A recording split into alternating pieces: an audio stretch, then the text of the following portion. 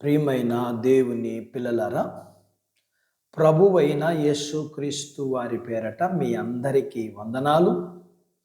ప్రభువు పేరట మీ అందరికీ శుభములు, దీవెనలు కలుగును గాక.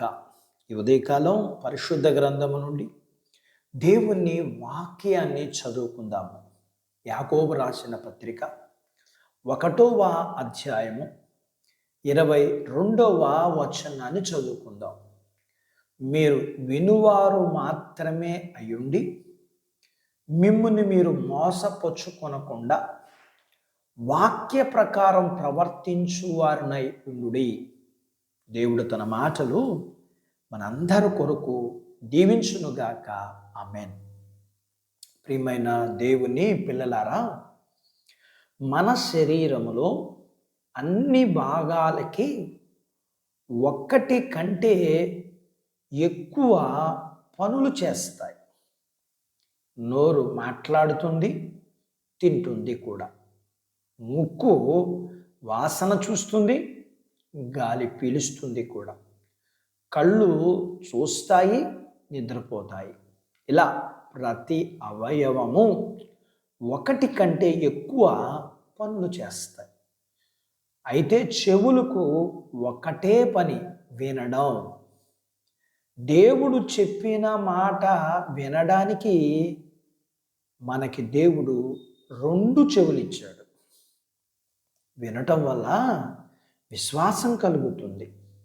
అయితే ఇప్పుడు సువార్త అనేక మాధ్యమాల ద్వారా ప్రకటించబడుతుంది. ప్రతి ఇంట్లో ప్రతి ఒక్కరికి బైబిల్ ఉంది. ఇంకా టీవీ, వాట్సాప్, ఫేస్బుక్, యూట్యూబ్ ద్వారా క్షణం తీరిక లేకుండా అందరికీ సువార్త అందించబడుతుంది. సువార్త గురించి నాకు తెలియదు, నేను ఎప్పుడు వినలేదు అని చెప్పి తప్పించుకునే అవకాశమే సాధ్యమైనంత వరకు లేదు. నిద్ర లేచిన నుంచి మళ్ళీ పడుకునే వరకు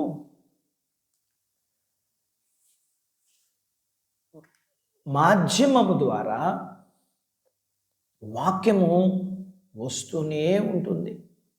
కానీ వాటిని చదివేంత, వినేంత తీరిక మనకు లేదు. ఒకవేళ చదివినా విన్నా వాటిని బుర్రకెక్కించుకునేంత ఆసక్తి మనకి ఉండట్లేదు. గతంలో పోల్చుకుంటే సువార్త ప్రకటన సూపర్ ఫాస్ట్గా జరుగుతుంది అనడంలో ఏమాత్రం సందేహం లేదు. ప్రభువు 2వ రాకడ అతి త్వరలోనే అనడానికి ఇదే నిదర్శనం. అయితే సువార్త ప్రకటనకు ఎన్నో మార్గాలు ఎంచుకున్నాడు దేవుడు. సాతాను కూడా తన సమయం తక్కువ ఉందని గ్రహించి ఎవరిని మింగాలా అని గర్జించే సింహం వలె మనుషుల మధ్యలో కాచుకుని ఉన్నాడు. ఇలాంటి పరిస్థితులలో మనం వాక్యాన్ని నిర్లక్ష్యం చేస్తే 24 గంటలు సెల్తో ఈ లోక విషయాలు కాలక్షేపం చేసేస్తుంటే ఎవరిని మింగాలా అని గర్జించే సింహం చేతికి ఖచ్చితంగా చిక్కిపోతాం. వాక్యం అంటే అక్షరాలు కాదు, వాక్యం అంటే దేవుడు. వాక్యం మనలో ఉంటే దేవుడు మనలో ఉన్నట్లే. మనం వాక్య ప్రకారం జీవించకపోతే సులువుగా పాపములో పడి సాతానుకు చిక్కి నాశనమైపోతాం. కాబట్టి మనం వాక్యం వినువారు మాత్రం కాక వాక్యం విని గ్రహించి వాక్య ప్రకారం జీవించి నూరంతలుగా ఫలిద్దాం. అట్టి బాధ్యత దేవుడు మనకు దయచేయునుగాక. ఆమేన్. దేవుడు తన మాటలు మన కొరకు దీవించునుగాక. ఆమేన్. ప్రార్థించుకుందాం. నాతో పాటు ఏకీభవించండి. మమ్ములను మిక్కిలిగా ప్రేమించిన మా ప్రియా పరలోకపు తండ్రి, మీ పరిశుద్ధ నామమును బట్టి మీకు వందనాలు. ఈ ఉదయకాలం మీ పాదాల దగ్గర మీ లేఖనాన్ని నేర్చుకోవడానికి సహాయం చేశారు. మేము నేర్చుకున్న లేఖనపు సత్య ప్రకారం మేము వాక్యాన్ని విని గ్రహించి దాని ప్రకారం జీవించి మేము ఫలించి అభివృద్ధి పొంది మీకు మహిమకరంగా, అనేకులకి ఆశీర్వాదకరంగా మమ్మల్ని చెయ్యాలని మీ పాదాలు పట్టుకుని బ్రతిమలాడుతున్నాం ప్రభువా. మీ పిల్లల్ని మీరు దీవించండి అయ్యా.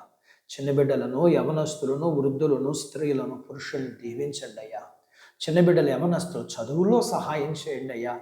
వారికి ఆరోగ్యాలు ఇవ్వండి అయ్యా. వారి ఉద్యోగ ప్రయత్నాల్లో విజయాలు ఇవ్వండి అయ్యా. వారి యొక్క ఉద్యోగాలలో ప్రమోషన్స్ ఇవ్వండి అయ్యా. మీకు వందనాలు చెల్లిస్తున్నాం. వివాహములు కాని వారికి అవటానికి సహాయం చేయండి. గర్భఫలములు లేని వారికి ఇవ్వండి.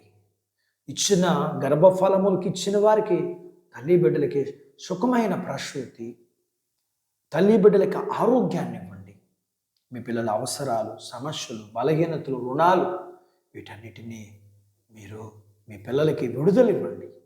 మీ పిల్లల్ని అన్నిటిలో మీరు ఆశీర్వదించబడి మీరు సిద్ధపరిచిన పరలోకపు భూసంబంధమైన దీవెనలకు పాత్రులు చేయమని యేసు ప్రభువు వారి పేరట స్తుతించి ప్రార్థించి అడిగినవన్నీ పొందుకొని ఉన్నాము తండ్రి. ఆమేన్. దేవుడు మిమ్మల్ని దీవించునుగాక. ఆమేన్.